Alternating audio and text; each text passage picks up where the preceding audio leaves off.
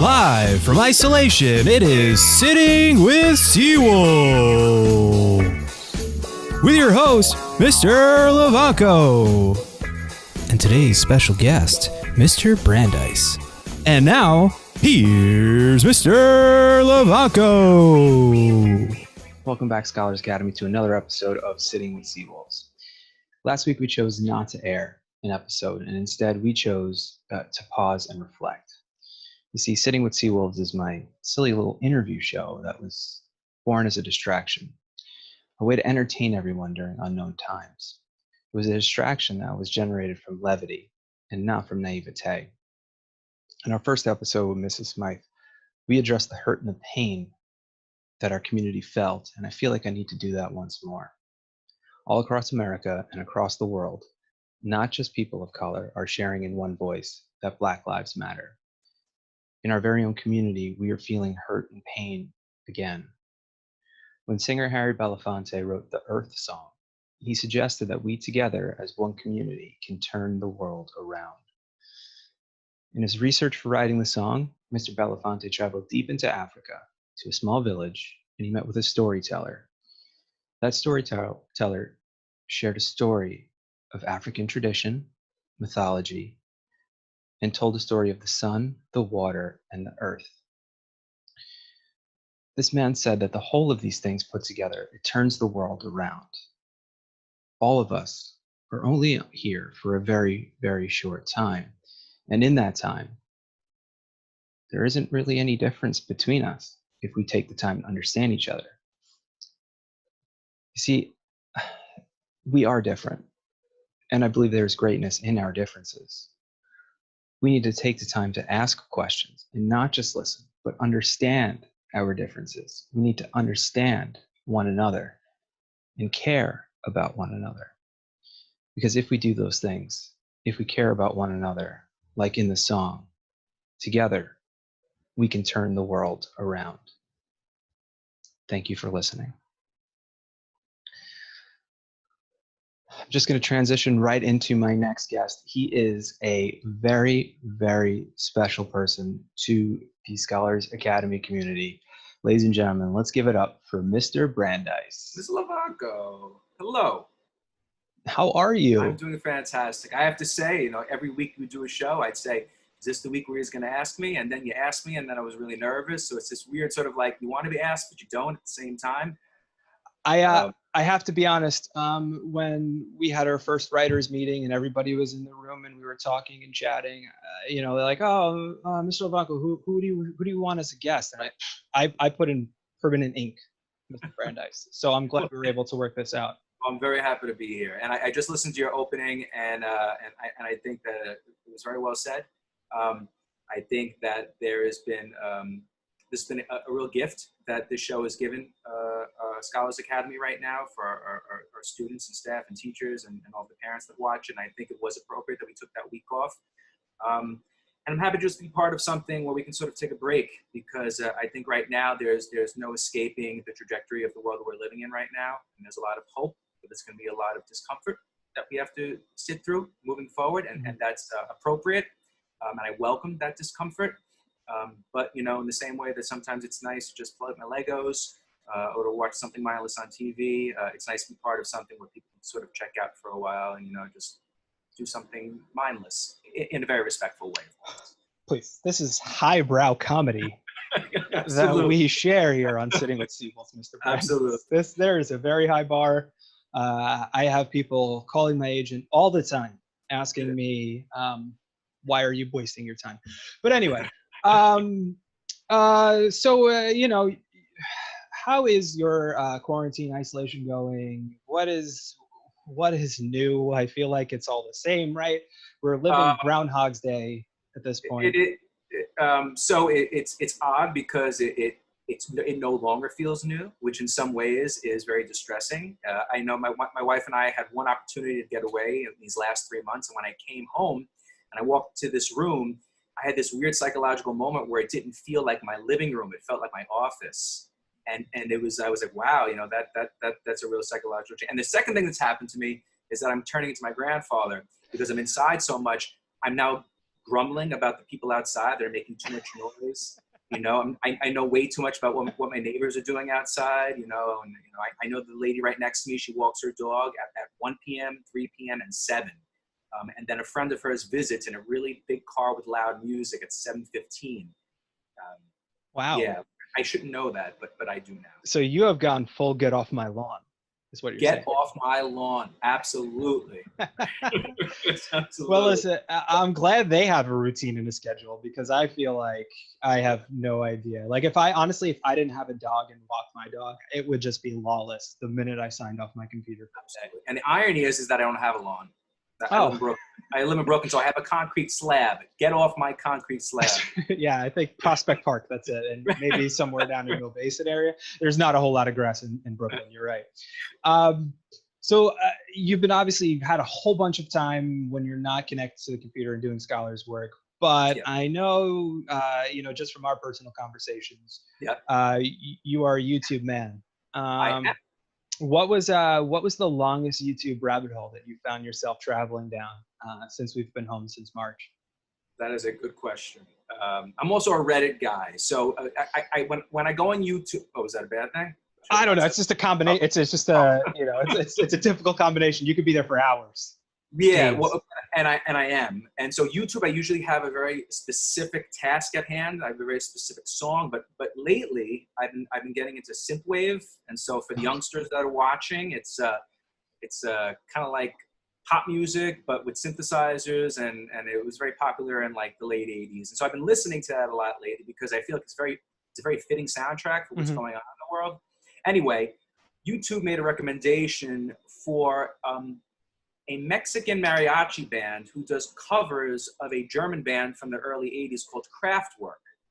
So if you imagine German tech music being covered by a mariachi band, and that sent me down a rabbit hole, and I started saying, like, what are just some crazy, crazy combinations of genres that are covering other genres? So I found hip-hop artists that cover country music. I found polka singers that are covering like electronic dance music. You'd be really shocked how many bands out there are covering music outside of their genre. And it was very refreshing. Okay. That is deep, because you were singularly focused, and then somehow made a hard right, and then made another right, and then made another right, and then you were going left. Yeah, and then you were going left at that point. So yeah, 2 wrongs don't make a right, but 3 rights make a left. I've seen some YouTube videos of like some weird mashups, like taking metal and putting it over like 70s funk music. Yeah. Some of these guys are incredibly talented, like what they can do with a computer and editing software. So I'm impressed as someone who employs a team of editors and writers and producers and all that. I am consistently fascinated with these people. So I highly recommend, if you get a chance, it is a mashup of Bulls on Parade, Rage Against the Machine. Okay. And the Bee Gees, Staying Alive. All right, I will check that out, and then I will let you know. And then folks at home, let us know what you think. We're very interactive here at Sitting with Seawolves. I know you're kind of a real thoughtful guy. You like to sort of look at things differently from a spiritual perspective, from a meditative perspective. I like to fancy myself a philosophical guy as well. Took it in college. I have a philosophical question for you. Shoot. Is a hot dog a sandwich? Is a hot dog a sandwich? Well, it's a very thin sandwich. Okay. So the answer is yes. Nice. Thank you. Your response made me feel very good about myself. Yeah. No, I feel validated. I've been arguing this for years. People don't. I got a little nervous. Your pause made me wonder if there was an answer you were looking for, and even if there was, I think I gave the answer you were looking for. So, fun fact: several years ago, when I was up on the 3rd floor, I had one of my bulletin boards that said, "Is a hot dog a sandwich?" And I had a student like draw it out and like really make it nice and colorful. And I had people who walked into my office like tally off yes or no and put their name and post it. And we had a running tally, and most people said no. And I just feel like they were thinking inside the box. Yeah, I absolutely think so. I tell you what, if you take the hot dog bun and then you just break it, and if you separate the two pieces, it's legitimately a sandwich, because Right. there's no definition of what length a sandwich must be. Just that it is two pieces of bread on top of something in the middle. Exactly. Thank you. I'm done. I'm done. Yeah, let's just end the interview. All right, cool. See you later, everybody. All right, bye. Kidding. I actually have a follow-up for that. Believe it or not, is a taco a hamburger? Is a taco a hamburger? Yeah. This is one's a little different. So We make you think here. We don't ask simple softball questions. I've said this before. We ask hard-hitting stuff here on Sitting with Seawolves. well, the traditional taco, or at least the ones that I like to have, is made up of chopped meat. So a hamburger is also made out of chopped meat. It's just in a different form. And in the same way that the hot dog bun is connected on the bottom, the taco is sort of a collective shell. But you could, which usually happens anyway when you bite into it, you could crack the taco shell, and then just if you turn it this way, it is now a hamburger in a slightly different format. Just seasoned differently. Yeah. I think there's no right answer here. We're just looking. There is. I think there is as well. I think we found the right answer. I think we found the right answer. We're always right here, Mr. Brandeis. We're trying to get people to think differently here. Really expand their horizons. Really sort of, expand on what they normally think is real and what they know and what is inside the matrix. Yes. So I don't think people know this about us. Yeah. They might have figured this out, that we think very similarly. But you and I went to the same high school, not together. We did not graduate together, but we are both alumni. I just learned this. Alumnus is Singular. I think includes.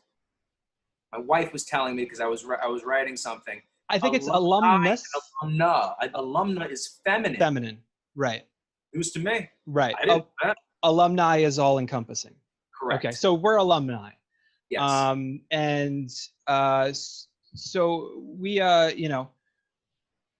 which we learned on the first day we met. That's right. Yes, we did, which was exciting. It was fun for us that it sort of kind of explained a whole lot of things as the year developed. One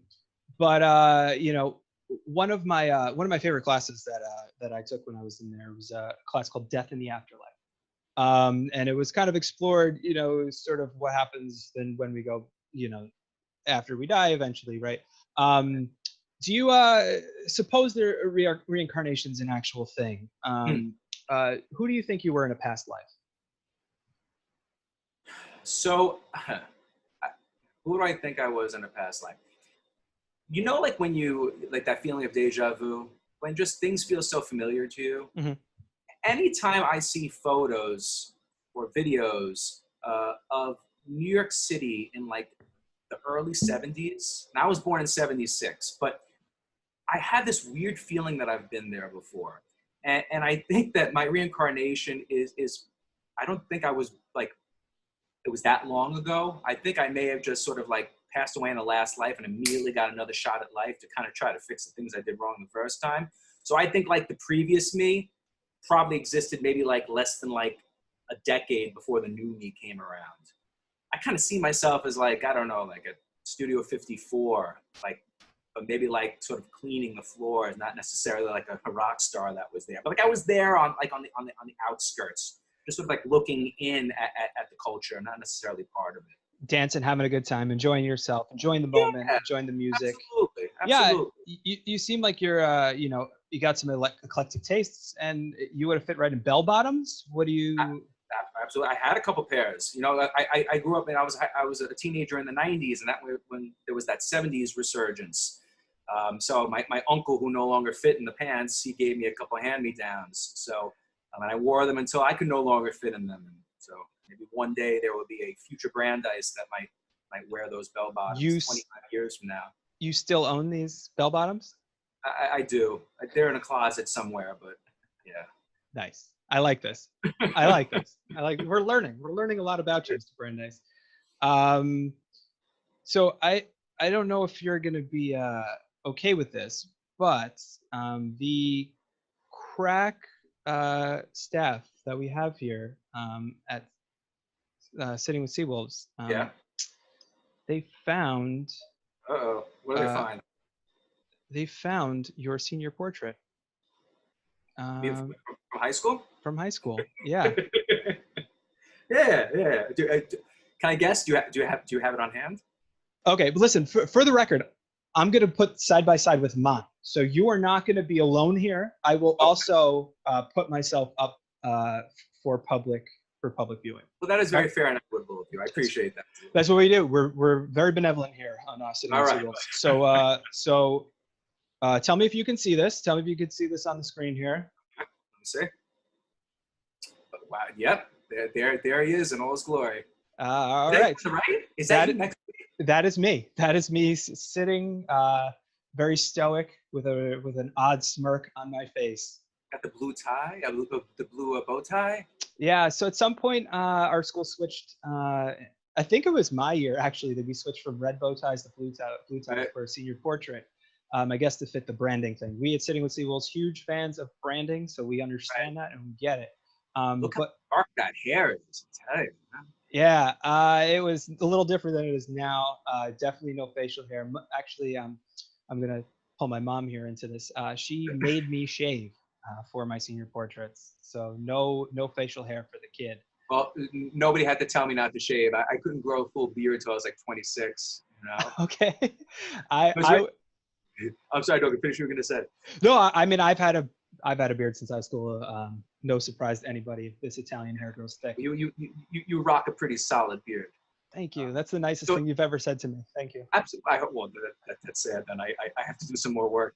So I'm looking at this and I'm thinking of something that recently happened to me, and I don't want to call her out because I found it very funny. But I had to send a text to Miss Tuberty. Mm-hmm. So so she said something, and I just wanted to be cute and friendly, and so I sent one of those like me's, those bitmojis Right. of me. And she said, Mr. Brandeis, you may want to add some gray to that that bitmoji. I was like, oh, really?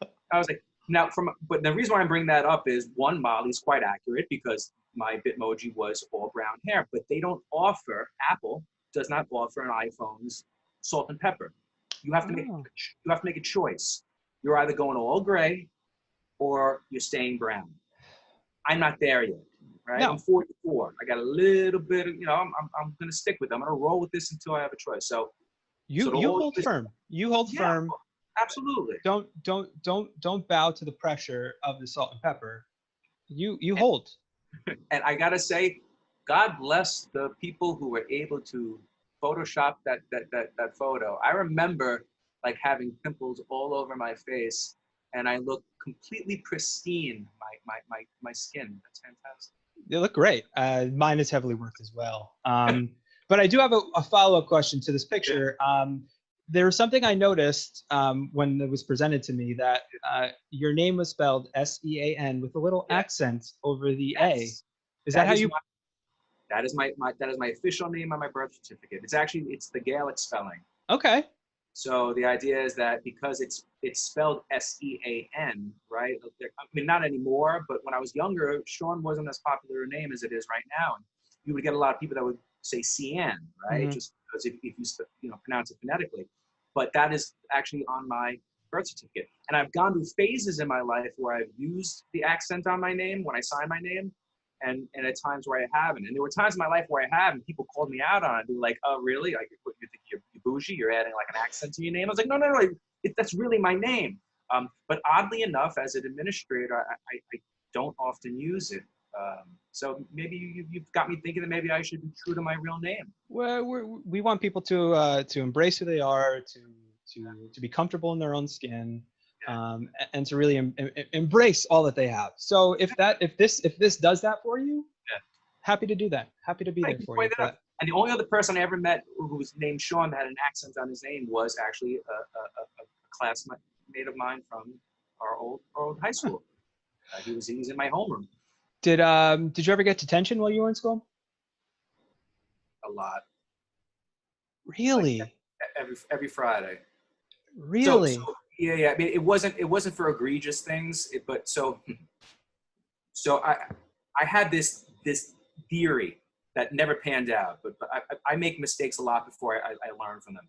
So I dated a girl in high school that went to St. Francis Prep, right? And I grew up in Astoria, so I'm not going to go home and change and then go hang out with my friends. And we were a uniform school, right? Mm-hmm. Our high school was uniform. And you were not allowed to wear jeans. You had to wear slacks. Now, you can't go out with your friends on a Friday night wearing slacks. So what I would do is I had these like jeans that were like green. That was a style back then, or like a light blue. And from a distance, they looked like pants. But you know that jeans have those little metal studs on them? You know, like middle dots that gave it away. And without fail, every Friday, the dean of students would see me and he'd go, "Yo, Brandeis, come over here." And he'd say, "You're out of dress code. You've got an hour detention after school." So every Friday, me thinking that by not wearing my uniform, I would be able to hang out earlier. Instead, I would spend an extra hour in school looking out the window and seeing all my friends at the park waiting for me to get out. That probably happened 4 months in a row. Every Friday for 4 months. Yeah, there was one day I almost got out. I decided to be a little more savvy. I went to the bathroom and changed and then tried to make a beeline for the exit, and he was waiting for me. They see her. Even without cameras, they saw everything. Yeah, though they didn't need cameras. Nope. No, they saw everything. Oh, yeah, so I got detention a lot. It was always for dress code infractions. One time. That was it? One time. Yep, that was it. What'd you do? So we had lockers in our school. Right. So we were able to go back and forth between classes. And when I had a top locker, there was a trick. I don't know if you remember this, but you would take a wad of paper and you would shove it underneath sort of the catch. Right. So you didn't have to enter your combination every time you went by. So one day, the dean of students and his army of minions were going around and checking to see who did this. And I got caught. Because I really needed those 35 seconds that it took me to put in a combination. Right. Because I went every single time because I was, the mayor and chatting it up with everybody as I walked by. But yeah, that was one time. That was it. All right, not bad. Yeah, I mean, I beat you, but I mean that's not a battle I should have won. But I did. No, you did. You certainly took that victory. That's funny. All Quick right. story. I don't want to bore the audience, but my brother also went to our high school. Mm-hmm. He's 4 years younger than me. He got detention because he was wearing. Towards the end, he got his license before I did, so he was a senior who drove, and he parked his car about 3 or 4 blocks away. And as he was walking to class, one of the teachers walked by, and he was wearing his hat. And we weren't allowed to wear baseball caps. No. The teacher gave him detention. And he said, "But I'm not in school." He goes, "Yeah, but you're wearing your hat on the way to school, which means by the time you walk in the building, you'll be having a hat on." So he got an hour detention for wearing a hat outside 3 blocks away from school. The rules they made up were unbelievable. Yeah. They seem to get everybody every single time. Well, I will say that part of those rules did sort of help me later in life when, like, I don't want to have to put a quarter in the meter, right? Like, I don't want to do that. But if I don't do it, like, there are consequences. So it taught me to at least be more understanding that there are certain rules that we as a society agree on. Mm-hmm. And it makes it easier just to kind of abide by those rules because it makes everybody more or less safer. So that's my little pitch as an administrator, if any kids are listening. See, comes full circle, everybody. That's right. It's the way it goes. Well, would you rather be a dragon or own a dragon? Oh, man. Own a dragon. I don't want to be a dragon. Think about all the stuff I can't do. But having a dragon, I can be all the things that I want to be and be the coolest kid at the party. That's true. That is a good point. If I'm a dragon, who's inviting me in? Fair enough. You're right. Nobody's going to want you inside. You'll wreck everything or burn it. What would the name of your dragon be? Biff. Pip? Biff. Biff. B-I-F-F. Okay, that makes more sense than Pip. Back to the Future. I just feel like, he the dragon, he'd be rough around the edges, but, he's sort of like has a gentle soul because he just wants to take Lorraine to the prom. Okay.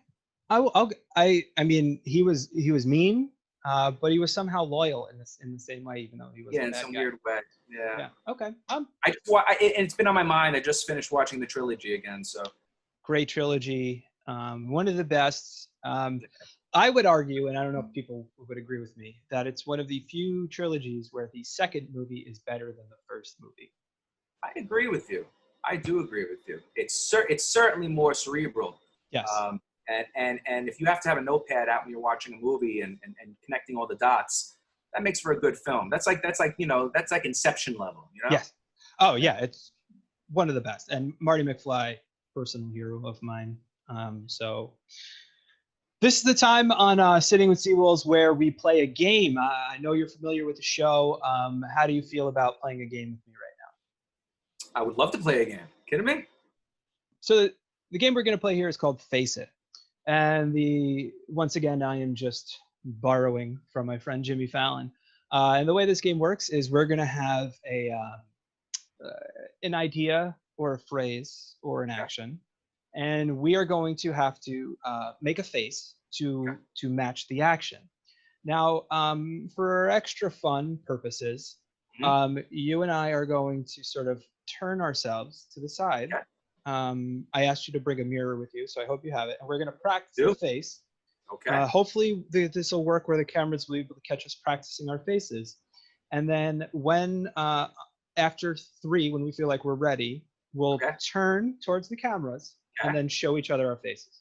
Sans mirror. Sans mirror. Sans mirror. The first person to laugh loses. Oh. Okay. All right. So you have to kind of hold it and not expose, like keep it in. We'll see if we can hold it for 10 seconds. All right. And to do that, I will keep an internal metronome for that. Now, good? Good. Okay. Best of 5. I usually like best of 5s. Keeps things consistent. Okay. So you have your mirror? I'm getting my mirror. Can I show you it? Yeah, absolutely.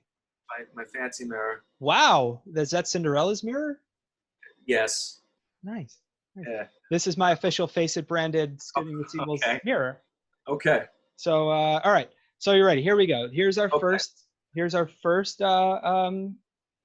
round. Okay. Ew. You? Okay. Ew. Okay. Let's turn and if I laugh at the word, I'm already losing. All right. Oh, you're right. Okay. All right, tell me when you're ready. I'm ready. 3, 2, 1.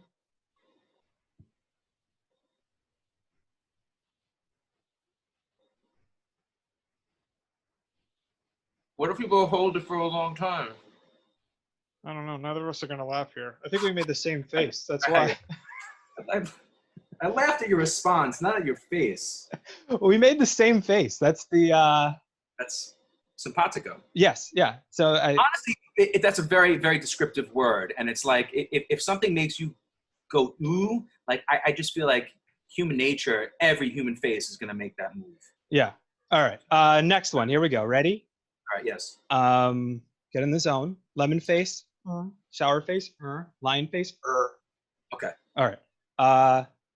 You just got a shot of Novocaine and you can't feel your lips. Oh, nice. Okay.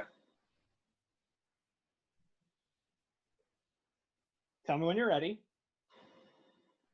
Okay. 3, 2, 1, go.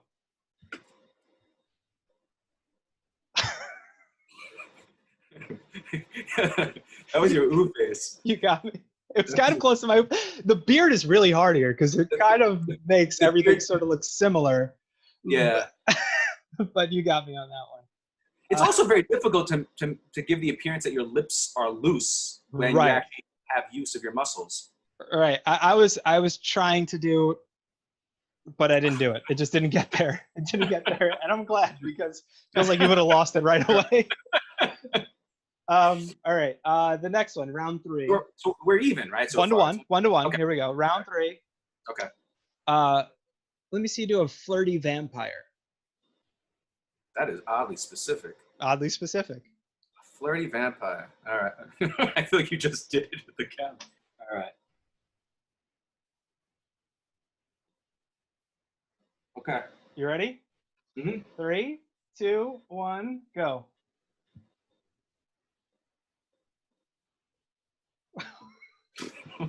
So stupid. Kids gonna take screenshots of this for the rest of my life and yours as well. That's fine. I have no shame. I think I've established that. That's all right. All right, so it's 2-1 you. I really have to hold serve here All right. and get you. It is the here we go. Round 4. Yeah. The coolest boy in the boy band. Oh, jeez. All right. All right. Well, I think I got this one. I think I got it too. Ready? 3, 2, 1, go. It's me. I'm the coolest boy in the boy band. That's stuff. You didn't do anything. And, that's because it's me. It's always me. Come on. That is 2-2. The more I had to try, the more it's an indication I was not the coolest boy in the band. That's right. I just existed. That was my response. I would have been Ringo, without a doubt. I'll take it. I'll take the win on that. All right, fair enough. At least you weren't Pete Best. So it's 2-2. Final round, round 5. Here we go. This is it. This is for all the marbles. It is a proud beaver who just made a dam. Oh, for goodness sake. All right. Okay. Oddly specific.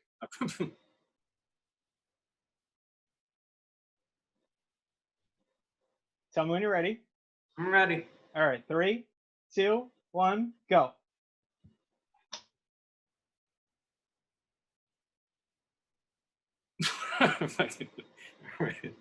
It's so stupid.